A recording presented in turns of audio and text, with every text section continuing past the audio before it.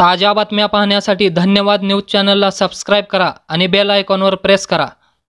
मनोज जरांगे पाटील विरुद्ध आमदार राजेंद्र राऊत वादानंतर आमदार रोहित पवार यांच्यावर खळबळजनक आरोप। नमस्कार मित्रांनो, धन्यवाद न्यूजमध्ये आपल्या सर्वांचे स्वागत। मराठा आरक्षण योद्धा मनोज जरांगे पाटील विरुद्ध बार्शीचे आमदार राजेंद्र राऊत यांच्यात आरोप प्रत्यारोप सुरू असतानाच यामध्ये शरद पवार यांच्या राष्ट्रवादीचे आमदार रोहित पवार यांच्यावर खळबळजनक आरोप करत आमदार राजेंद्र राऊत यांनी खळबळ उडवून दिलेली आहे। पहा नेमकं काय म्हणले ते। जी मराठा आरक्षणाच्या बाबतीमधली जी चळवळ आहे ती वेगळ्या दिशेनं भरकटल्याची दिसते। त्याचं ज्वलंत उदाहरण आपण सगळेजण संपूर्ण महाराष्ट्रातील माझा तमाम मराठा बांधव या ठिकाणी पाहतोय आणि सर्वसामान्य जनता पण पाहते। मुळात मला या ठिकाणी एवढंच सांगायचं की जे आरक्षण आपल्याला मराठा समाजाला घ्यायचं आहे ते आरक्षण घेत असताना उपोषण, मोर्चे, आंदोलन हे सगळे प्रकार मान्य आहेत आणि ते करायलाच पाहिजे। लोकशाहीमध्ये तो आपला मूलभूत अधिकार आहे। काय पदरात पडले आणखीन काय पदरात पडून घेण्यासाठी करणं गरजेचंच आहे। परंतु यामध्ये काही डॉक्टर बाबासाहेब आंबेडकरांनी जे काही संविधान दिलेलं आहे, घटनात्मक जे विषय आहेत त्या बाबतीमध्ये सुद्धा चर्चेची दारं खुल्ली असणं गरजेचं आहे, माझं प्रामाणिक मत आहे। कारण ज्या छत्रपती शिवरायांचं आपण सगळेजण नाव घेतो त्या छत्रपती शिवरायांच्या मंत्रिमंडळात सुद्धा 8 प्रधान मंडळ म्हणजे अष्टप्रधान मंडळ होतं आणि हे कुणालाच विचारायला तयार नाहीत मासे। मी एकटंच आणि कुणी काय विचारायला गेलं तर सहज आमच्या बार्शी तालुक्यामध्ये आम्हाला पवार साहेबांची सभा झाली।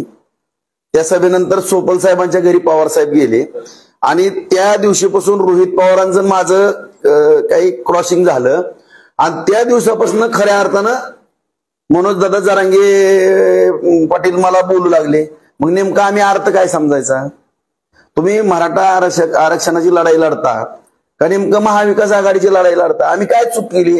आम्ही जर कुठली मराठा समाजाच्या बाबतीमध्ये काय चूक केली असेल, आम्ही आंदोलन केलं नसेल, योगदान दिलं नसेल, तुमच्या मोर्चासाठी जरी योगदान दिलं नसेल, तुम्हाला भेटलो नसेल, मराठा समाजाच्या मुलांवरती झालेल्या केसेसच्या बाबतीमध्ये आम्ही मुख्यमंत्र्यांवरती, फडणवीसांवरती, दादांवरती दबाव आणला नसेल, शिवाय तुमच्यावरती SIT सुद्धा माघार घ्या ह्याच्यासाठी सुद्धा मी भांडणारा एकमेव आमदार या ठिकाणी असेल महाराष्ट्रातला आणि त्याचा खुलासा तुम्हीच मी उपोषण सोडवायला आल्यानंतर दिला, म्हणजे तुम्हीच खुलासा केलेला त्याचा। मग मला एवढंच या ठिकाणी म्हणायचं की नेमकं माझ्याकडनं काय चुकलं की तुम्ही थडा मला पण बोलायला लागले का?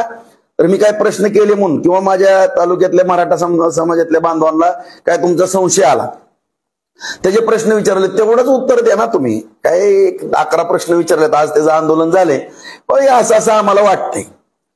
त्यांनी मला निरोप द्या, मला बोलवून घ्यायचं किंवा सगळ्याच कार्यकर्त्याला बोलवून घेऊन या असा विषय, तुमचा गैरसमज संपला विषय।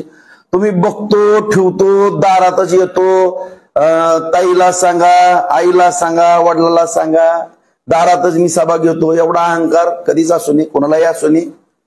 रावणाची लंका सुद्धा राहिलेली नाही, दुर्योधनाचं सुद्धा काय झालेलं आहे सगळ्या संपूर्ण विश्वाला माहित आहे। त्यामुळे एवढा अहंकार असणं अत्यंत दुर्दैवी आहे। आणि या ठिकाणी ज्याही कुठल्याही व्यक्तीनं ह्यांना काही प्रश्न विचारले किंवा काही विचारायला गेलं, एकतरी एकेरीची भाषा बघतो, ठेवतो, पाडतो, दाखवतो। अरे काय तुम्ही मुख्यमंत्र्याला शिव्या देता, सगळ्या आमदाराला शिव्या, सगळ्याच जनतेला शिव्या, कोणाला पण शिव्या, रिटायर जजला शिव्या देता, कशामुळे? काय नेमकं तुम्हाला मुळात मराठा आरक्षणाची चळवळ अखंडपणाने कडेपर्यंत न्यायची का काय तर ह्याच्यातनं वेगळं साध्य करायचं, हा सुद्धा विषय या ठिकाणी संपूर्ण मराठा समाजाला समजणं गरजेचं आहे। आज मी सगळ्या मीडियाच्या माध्यमातून मी सांगू इच्छितो बांधवांना, मी कुठलंही खोटं बोलणार नाही त्या दिवशी, पण काही गोष्टी त्या दिवशी मी सांगितल्यात, डबल वेळ खाणार नाही मी सगळ्यांचा। परंतु या ठिकाणी कुणी जरी आवाज उठवला तर आता मी बघतोय 3 दिवस झाले, मला सुद्धा ह्यांनी सेटिंग अशी फिट करून ठेवलेली आहे, सगळा IT सेल किंवा सोशल मीडिया ह्यांचा ऑपरेट केला जातो तो रोहित पवारांकडनं केला जातो। आणि प्रामुख्यानं परभणी, बीड, जालना, हिंगोली या टापूमध्ये जास्त मीडिया आणि जालनामध्ये ह्याचं केंद्रबिंदू आहे असं आम्ही पण शोधून काढलेलं आहे। कारण आम्हाला पण काही माहिती पूर्ण मिळणारी त्या ठिकाणची माणसं या ठिकाणी मला भेटून गेले आणि या ठिकाणी सोशल मीडियावरती कमेंट टाकायच्या, तुमच्याच आंदोलनाला फार रिस्पॉन्स मिळतो असं दाखवायचं, सगळं रोहित पवार याचं मेंटेन त्या ठिकाणी केलं जातंय।